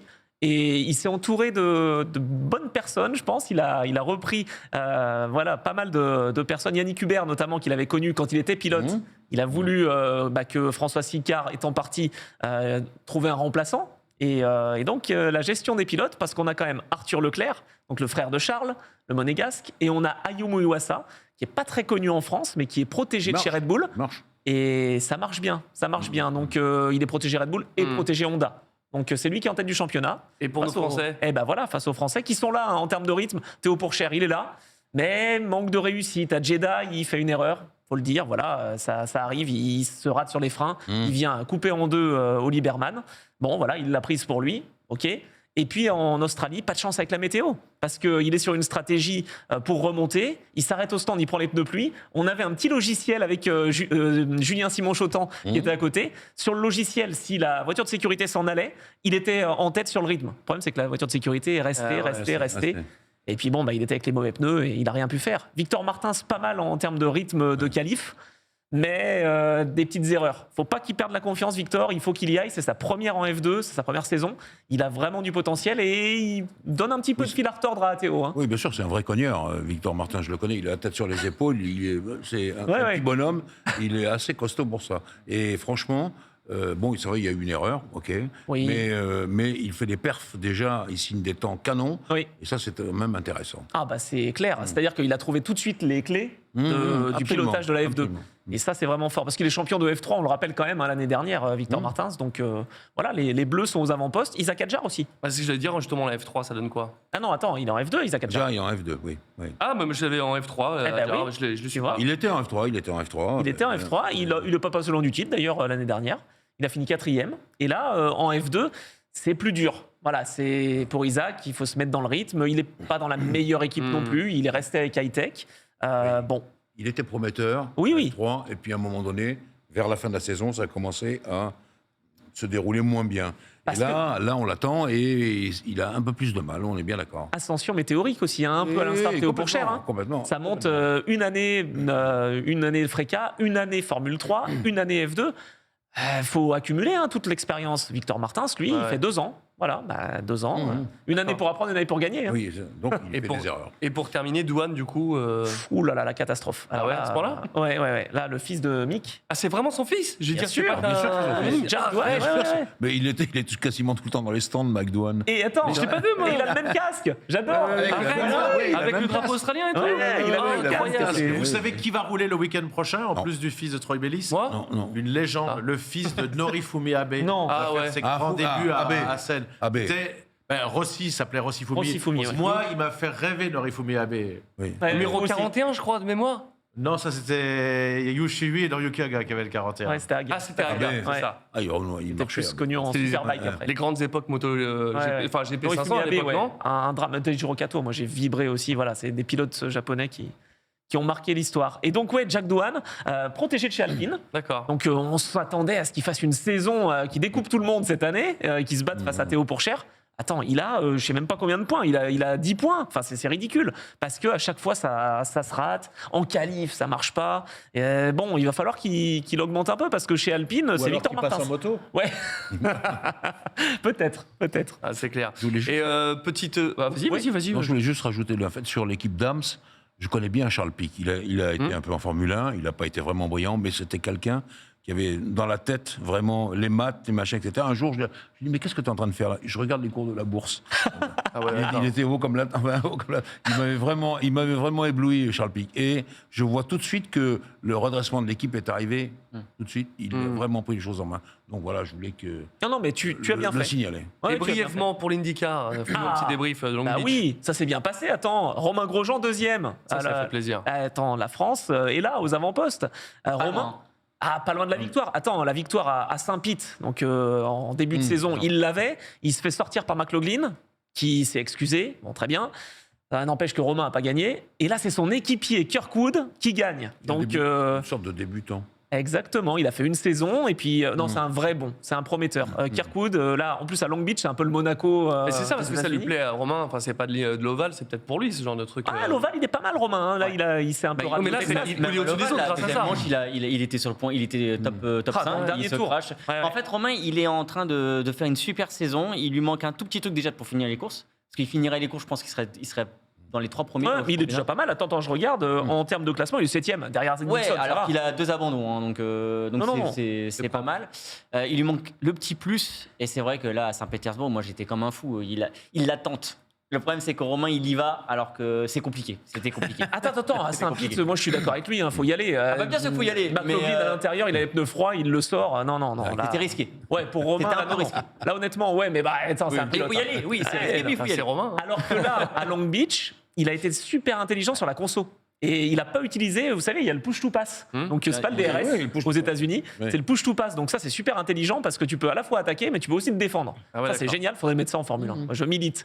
J'aime beaucoup l'IndyCar. On pour l'a ça. eu, hein, c'était le Kers à une époque. Hein. Oh, ouais, non, mais attends, c'est pas C'est pareil. vrai. Ouais, Oui, d'accord. oui. Ouais, Ouais, un bon. peu ça. Ouais, C'est un d'accord. peu ça, mais C'est c'est un peu peu ça. plus lent à la réaction.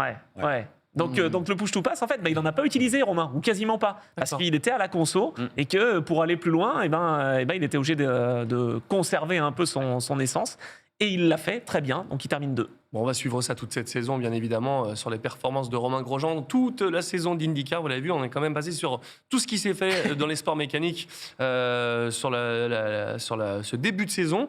Et évidemment, on ne peut pas passer à côté de la Formule 1. Et pour ça, on a beaucoup de choses à discuter. Et pas que les résultats, surtout pas, parce qu'on est tellement à la bourre depuis le premier GP. On va parler de plein de choses. En tout cas, avec Jean-Louis, on va vous parler. Et c'est quoi? J'adore les drapeaux rouges. Mais avant ça, c'est le jingle. Vas-y.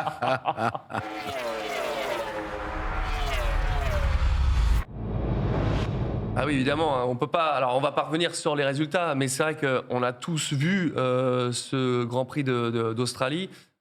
C'était la foire ou n'importe quoi. C'est vrai que moi, je suis arrivé à la fin, j'ai fait ah oui merde, fallait se lever. Et je suis arrivé, je fais comment ça? On fait un dernier tour.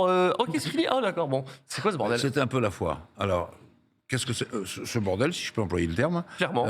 Les drapeaux rouges, bon, il y en a eu 3. Ouais. On est à la croisée des chemins entre les propriétaires américains de la Formule 1, qui, je le rappelle, ont acheté à Bernie-Ecclestone le jouet pour 7 milliards de dollars. Et donc, les Américains, vous les connaissez, tout le monde ici les connaît, ils mettent $1, il faut que ça crache 2.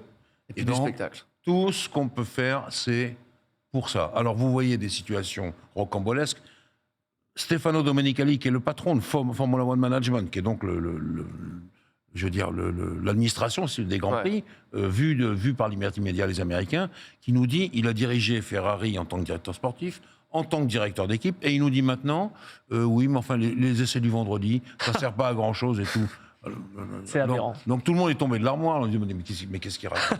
Et ça, ils vont essayer de nous concocter quelque chose. Alors, il y a 2 solutions possibles. Je suis désolé de parler Tu le sais déjà? politique. T'as déjà des Non, il y pistes a 2 solutions possibles. Ben, c'est simple, on réduit le week-end, samedi, dimanche, et on met encore plus de courses au calendrier.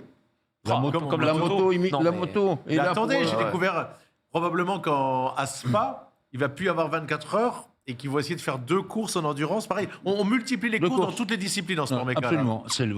Il faut occuper le terrain. Je ne vois pas pourquoi, parce qu'on sait très bien que la surexposition à la télévision a nuit à beaucoup de sports. Beaucoup de sports.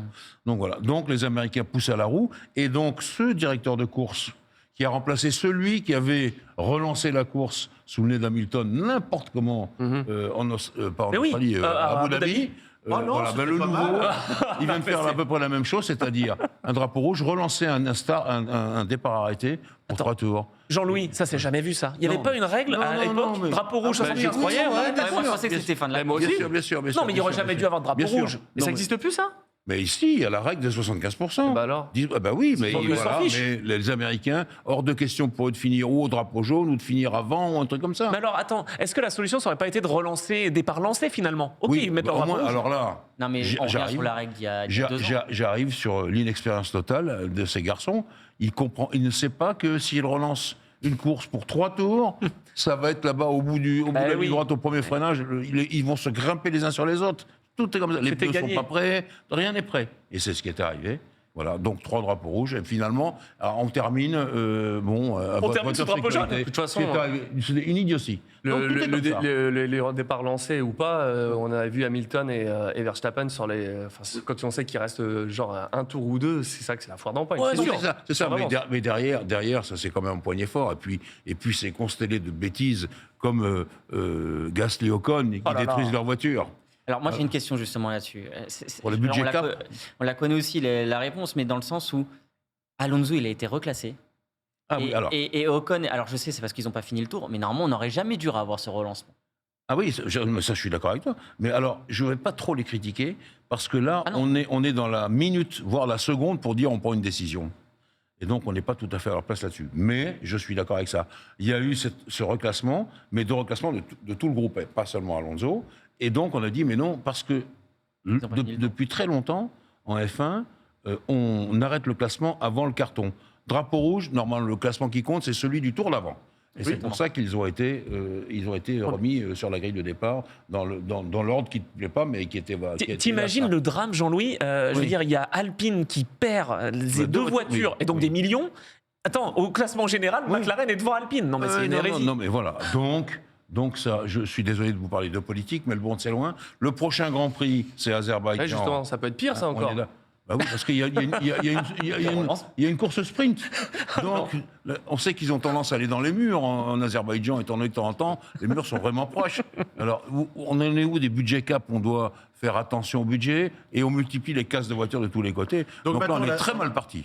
On a 5 courses en Superbike le week-end, 2 courses en MotoGP et sur certains Grands Prix de Formule 1, 2 courses aussi. Voilà, aussi. Non, mais pourquoi on choisit Bakou? Moi, c'est là où ça me choque. C'est-à-dire, pour ce sprint, pourquoi pas? Parce que sur les 3 dernières ou 4 dernières saisons, c'est un peu les courses qui ont été un peu. Non, mais d'accord, mais donc il n'y a pas besoin de course un peu sprint, chic. c'est ce que je veux dire. T'as pas besoin de course sprint. Et puis, attends, les blessures. Je veux dire, on parle des blessures en moto, Il y a mais moins à de blessures Bakou, en voiture. à Bakou, tu peux te blesser. Non, hein. Ah, bah, on peut se c'est blesser, un fait mais ça, c'est vrai que c'est moins qu'en moto. En tout cas, je le souhaite. Oui, non, mais évidemment. Mais c'est vrai que c'est ça. Et comme l'Azerbaïdjan, enfin Bakou, c'est un circuit un peu rocambolesque, eh ben, embrassons-nous, Folleville, on va en mettre une de plus. Voilà, et c'est comme ça. C'est comme ça. Jean-Louis. C'est pour ça qu'ils me font devenir Anthony, fou, les Américains. Fabien, Donald, Oui. une course le samedi, malgré tout, pour les téléspectateurs, c'est quand même C'est plus bien, intéressant c'est bien. qu'une séance de Ah ouais. Le qualification. qualif, c'est vrai. Oui, c'est on vrai, est d'accord. C'est vrai. Oui, oui. C'est vrai, je suis Rien d'accord avec remplace ça. la Mais à ce compétition. moment-là, Sauf pour Monaco, la qualif, c'est ce à ce qu'il y a de mieux. moment-là, Mais- tu sais que très bien qu'on ne pourra plus augmenter le nombre indéfiniment. On ne va pas avoir une course tous les week-ends non Ouais, plus. ouais. Il faut faire attention à tout cela. Donc c'est juste quelque chose qui doit être, comme en moto, qui doit être un consensus pour arriver à quelque chose d'à peu près normal. Moi, je pense qu'en moto, tôt ou tard, ils vont faire machine arrière. Ils En vont faire permanence. laisser Oui, 42 mais voilà. courses. Mais est-ce qu'en Formule 1, on va faire ça? J'en sais rien du tout. 4 pilotes blessés en MotoGP, 18 pilotes seulement au départ en Argentine. Ouais, c'est ça. Et à un moment ou à un autre, on va faire machine arrière. Donc il y a ça, il y a l'humain et puis il y a l'argent, évidemment. Et puis tu ne dois pas oublier que les Américains mettent le paquet. Il y a Miami, il y aura Austin, Ouais. il y aura Las Las Vegas, dont on ne sait même pas. Moi, je sais ce qui va se passer à Las Vegas. On va tous y aller ensemble. Et le dimanche soir, on va aller aux machines à sous. Ils vont nous plumer, ils vont nous prendre tout l'argent qu'on aurait gagné. Alors, non, Las Vegas, ça a toujours été comme ça. Donc, ça sert à ça, d'ailleurs. Voilà. Non, c'est pour ça que je suis très inquiet sur ce devenir de la Formule 1 et surtout des gens qui doivent exécuter des choses importantes comme les directeurs de course, dont tu as parlé, Rémi, et ça, et toi aussi, Anthony. Ça, c'est très, très important et ça me fait un peu peur. Il faudrait des gens vraiment formés. On ne peut plus, à mon avis, prendre des gars, tiens, tu vas être directeur de course. C'est impossible. Alors, il y a un autre problème peut-être aussi, alors on va dépasser largement. En fait, les directeurs de course sont quand même compétents, parce qu'on avait Eduardo Freitas, qui en endurance était une légende, mais le problème, c'est qu'ils sont tiraillés, c'est-à-dire qu'ils veulent absolument respecter ce que leur disent leurs boss, en disant qu'il faut absolument avoir du spectacle, et la décision logique, elle serait de ne pas avoir de spectacle sur la fin, mais à la limite, pour avoir une belle course dont on se souvient, il faut en avoir des moins bonnes. Oui, Enfin, moi, c'est ce qui est arrivé avec Masi, avec Hamilton à Abu Dhabi. Exactement. Voilà, poussé par les Américains, il faut faire quelque chose, et ça, c'est arrivé à n'importe quoi. Et en plus, ça a déprécié, naturellement, pas le titre d'Hamilton, il l'a pas eu, mais un peu le titre de Verstappen. Heureusement que Max, l'année d'après, a vraiment fourni un championnat formidable. Voilà. Et on le voit tous, hein, Red Bull, ils sont en train de défoncer tout le monde. Vraiment, est-ce que le dépassement de budget, ça a servi pour préparer l'avenir? Et on y est déjà, que là, ils ont un missile sol-sol, quoi. Eh bien, c'est ce qui se dit. C'est ce que Frédéric Vasseur, le patron de la Scuderia Ferrari, dit entre les lignes. Parce qu'ils ont eu une amende, mais en fait, ce qui leur a permis ce dépassement de budget, c'est d'avancer non pas sur la voiture de là, mais celle de l'année d'après. Donc ça va être encore plus fou que là, où déjà ils déposent tout le monde. Et donc, il va falloir réglementer ça. Mais une fois encore, on a affaire à des amateurs pour la réglementation. Ah oui, ben, tiens, ça, oui, bon, alors vous avez une amende. Hein. Ça, c'est pas bien ce que vous avez fait. Et puis, pendant ce temps-là, hop, ils ont avancé. Ah ben oui, on s'est trompé. Ils ont avancé sur les deux voitures qui vont venir bientôt. Et donc sur celle qui est court en ce moment. C'est ça le secret de Red Bull, c'est rien d'autre. C'est ce qu'avaient dit tous les managers, ils avaient annoncé en disant c'est pas normal. C'est vrai que c'est compliqué de leur mettre plus, mais il y avait un peu dans les paddocks qui disaient c'est quand même pas normal, on dépasse le budget, quoi. Il y a un moment où il faut mettre des limites. Non, mais ils se font berner par Red Bull. Moi, ça me fait rire. Horner, c'est on le connaît. Hein. Donc bon. Christian. Ouais, non, mais voilà. Donc c'est ça la vraie histoire. Ça ne nuit en rien à Max et sa manière de piloter, qui est purement exceptionnel. Franchement, il faut se rappeler les grandes années Hamilton, les grandes années Schumacher, Prost, Senna, etc. Il est dans cette veine. Je suis content d'entendre ça. Parce qu'il y a 2 ans, j'étais le seul à dire qu'il était sensationnel. Non, mais vous étiez tous pour Hamilton. Non, pas moi. Reconnaître son talent et reconnaître c'est comment il se bat. Rémi, attends, j'ai pas fini. Je vais rajouter une petite virgule à cette description. Elle va du côté des e-sports. Où moi, je sais, mais par l'autre côté, pas le sien, le mien, qu'il est très désagréable dans l'e-sport, Max Verstappen. Mais il est très bon. Un but de lui-même. Il sait faire. Hein. Un but de lui-même, mal éduqué, gueulant surtout comme un âne, etc., etc. C'est moins bien. Il aime pas trop perdre sur l'e-sport. Il aime pas trop se faire battre par ses coéquipiers. Il aime pas trop perdre non plus en vrai avec Pérez. Oui, et puis alors de l'e-sport quand il prend des décos, alors là c'est le pire. Et puis il prend lui-même des murs, chicane du Mans, raccordement. Il l'amène tout seul dans le mur. Donc quelquefois il perd un peu son sang-froid et on le voit. Et en fait le problème c'est que en e-sport, c'est révélateur d'un comportement que tu as aussi en vrai. Et il l'a eu, c'était l'époque où il était en bataille avec Lewis Hamilton, où justement il a ce comportement que Schumacher a eu de temps en temps de perte de lucidité, d'y aller en mode mais ça passera jamais, garçon, là, c'est pas possible. Et on y va. Et il l'a en e-sport. Mais en e-sport, tu es d'accord. Enfin, je ne veux pas diminuer la formule que tu défends, mais c'est plus un amusement encore pour l'instant. Surtout pour lui. Pour lui, oui. Oui, mais je voulais bien dire pour lui, pas pour les autres. Pour lui. Et donc, quand même, il faut le prendre relax. Ah oui, en plus, il est champion du monde de Formule 1, il a une espèce de statut à défendre. Jean-Louis, c'est un vrai amusement, tu crois, pour Max? Moi, je pense qu'il le prend comme une compète, il se met comme ça. Ah, bien sûr, peut-être. Alors, auquel cas, il faut être d'accord avec le jeu. Tu vois, voilà. Il a quand même une équipe, parce que je suis d'accord avec toi que pour lui, il s'en fout parce que lui il roule en vrai, mais son équipe, elle se donne à fond pour un événement. Et voir que Max, il plante la voiture, il fait une bêtise parce que c'est un pilote réel, c'est rare, mais ça arrive. Et je pense que c'est énervant pour les pilotes virtuels qui l'entendent. Mais étant donné qu'ils sont payés par Max... On n'a pas parlé de Lewis Hamilton qui a quand même dit, et c'est quand même l'aveu qui est assez fou, qu'il n'avait jamais vu une voiture aussi rapide. Ça là, oui. Qu'est-ce qui a merdé autant chez Mercedes Alors, je bats ma culpe. Moi, j'ai cru que comme ils repartaient cette saison-là avec la même voiture, je me suis dit, bon, ça y est, dans leur truc un peu bizarroïde, dont tu as parlé tout à l'heure, ça marche. L'absence de ponton, ça marche, ils ont trouvé le truc. Et j'ai oublié qu'il n'y a pas plus orgueilleux qu'un ingénieur de F1, concepteur. Et je suis sûr que, alors que Hamilton dit non, faut pas, non, c'est nous qui avons la science infuse, et puis finalement, ça marche pas. Et donc, si tu veux, ils auraient mieux fait. Alors, ils vont pas faire de voiture B, ni Ferrari non plus d'ailleurs, mais enfin, ils vont essayer d'arranger les choses. Enfin, je crois que le problème est là. La voiture est pas aussi bien. En plus, elle déplaît Hamilton, et ça. Oui, il l'avait dit. Oui. Rémi doit le savoir. Chez les motards, c'est la même chose. Quand tu es pas à ton aise dans le cockpit, mais même si c'est pas ça, hein, quelques centimètres, ça lui plaît pas, et donc c'est moins bien. Malgré tout, il sort des courses qui sont pas si mal que ça. Oui, mais bon. Donc, c'est vrai que la suprématie, elle est partie, quoi. Après, je pense aussi qu'il y a un truc flagrant qui arrive là cette année en F1. On n'a jamais vu un écart si serré entre la deuxième écurie et la dernière écurie qui est d'une seconde, et entre la première et la deuxième qui est pratiquement d'une seconde. Oui, et normalement, il y a toujours eu des équipes, quand Mercedes, elle dominait, il y avait un écart de 5 secondes entre le deuxième et le dernier. Et là, c'est pas le cas. Tout le monde est regroupé entre eux, et il y a juste Red Bull qui est au-dessus du lot. C'était l'objectif du règlement d'ailleurs, d'avoir des équipes qui soient proches. Mais c'est très serré derrière. La preuve, entre Hamilton, Alonso, les McLaren qui sont même en difficulté, mais qui sont pas si loin que ça. Les Ferrari qui ont dit elles sont loupées, les Ferrari, mais elles sont pas si loupées que ça. C'est juste que ça se joue à rien. Ça se joue à rien. On est à 2 dixièmes, même pas entre les voitures. En tout cas, seul qui a fait la surprise, c'est Aston. Ça, c'est vrai. C'est ça. Alors, j'allais dire, mais alors personne ne me parle d'Aston Martin. Si, je suis là pour en parler. Bien sûr. Non, Aston, alors, je dément tout de suite cette réflexion rapide qui consiste à dire c'est une Red Bull bis. Ce n'est pas vrai. Ça ne peut pas être une Red Bull bis pour la simple et bonne raison que tout ce qui est à l'arrière, c'est pas du tout Red Bull. Pas du tout. Et la façon également d'installer le moteur. Chez Red Bull, il y a une installation du moteur qui date de New Way, de toutes ces trouvailles, qui est complètement différente des voitures. Le moteur est dans une sorte de bonbon, et pour améliorer les flux internes autour de lui, et qui refroidit bien, c'est pas du tout ça sur l'Aston. L'avant est peut-être un petit peu Red Bull, mais pas plus. Donc on peut pas dire que c'est une copie. D'accord. Mais c'est surtout que je pense que pour nous, même ceux qui sont pas à fond dedans, on a du mal à se rendre compte à quel point le moteur, il a une importance dans le. Non, mais pas juste en puissance, en termes de puissance, en termes d'aérodynamisme, de répartition du poids. On se rend pas bien compte à quel point. C'est hyper important. Non, mais là, ce qui est fort, et je profite de cette image là justement, c'est Julien Simon-Chotan qui me le disait, parce que l'œil de l'ingénieur, évidemment. En fait, ça fait une sorte de c'est pas une baignoire, mais entre l'espèce de, il y a Ramco là au-dessus. Ensuite, il y a, on dirait qu'il y a un échappement, c'est pas le cas, et le ponton conisant. Et ben là, en fait, ça fait un espèce de flux d'air qui accélère justement le flux. Mais c'est ce que fait Alpine aussi, c'est le même flux d'air qu'à Alpine sur l'arrière. Mais t'as l'inspiration de Red Bull, l'inspiration de Ferrari, et l'arrière, il est très Mercedes, je suis désolé, mais complètement. Mais alors, et si Lawrence Stroll arrivait à faire une équipe gagnante? Pourquoi pas?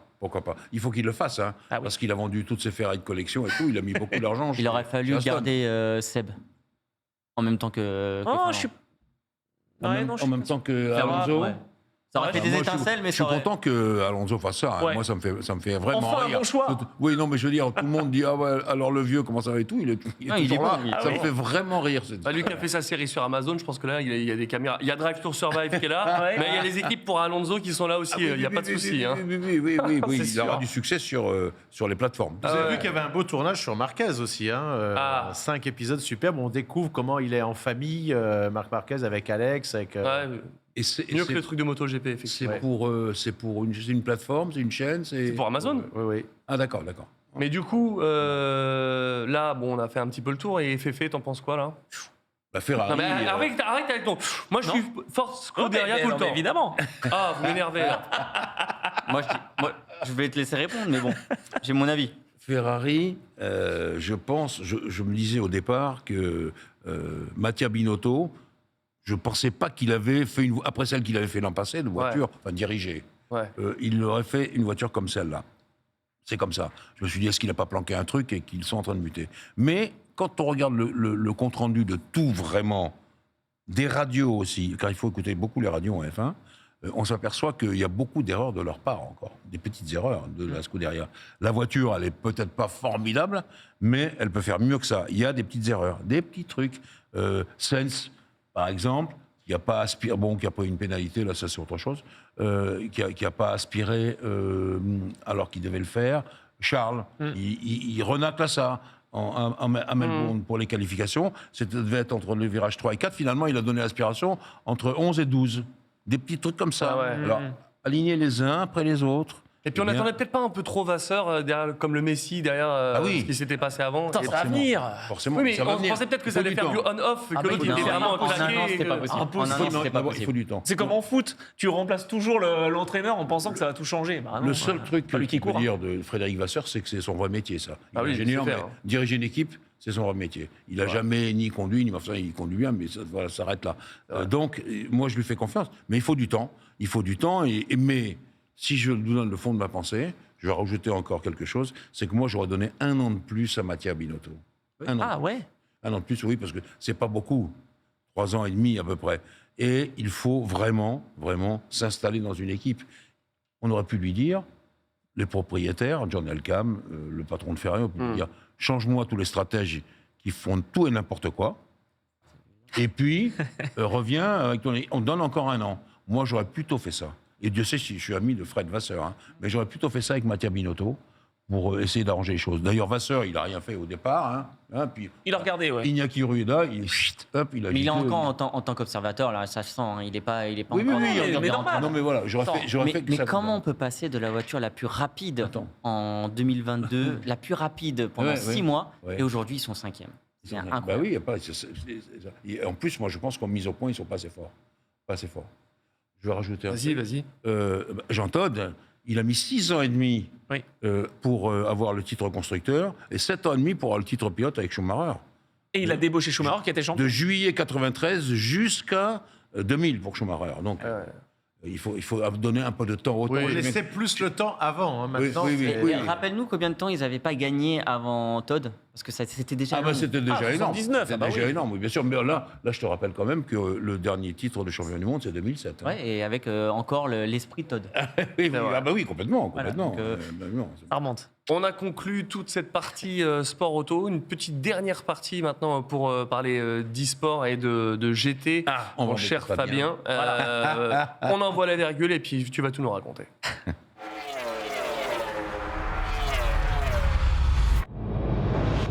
On parle Jeux Olympiques, on parle de GT. Du coup, c'est GT c'est quoi? C'est non? Si, quoi? c'est ça, c'est pour les exactement Jeux. ça. Merci, c'est Voilà, exactement ça. je t'ai niqué ton truc. Voilà, Voilà. il a tout Attends, mais expliqué à ma c'est place. quoi JO? Vous Alors, expliquez. c'est les JO. Alors, voilà, maintenant, il y a l'Olympic Game e-sport qui est lancé cette année, en 2023, qui se déroulera, qui a été le Comité international olympique et la Fédération internationale quand même. de l'automobile mais se c'est sont le mis vrai, d'accord. j'ai C'est cru. un vrai Ah JO, non, non. c'est les vrais JO. C'est ça, je sais. Ils sont mis d'accord pour choisir donc Polyphony Digital et Gran Turismo 7, qui sera le représentant des sports automobiles sur cet événement. On parle l'avait de pas Paris l'année dernière déjà? C'était il y a 2 ans. Ouais, ça va, le temps va C'était il y a trop vite. 2 ans avec Oui, une il a victoire raison, on parle italienne. bien de Fabien, Paris redis-moi 2024. redis-moi là, le Fabien. nom. J'ai compris Gran Turismo 7, mais le premier c'est. C'est Polyphony Digital, c'est les éditeurs de Gran Turismo.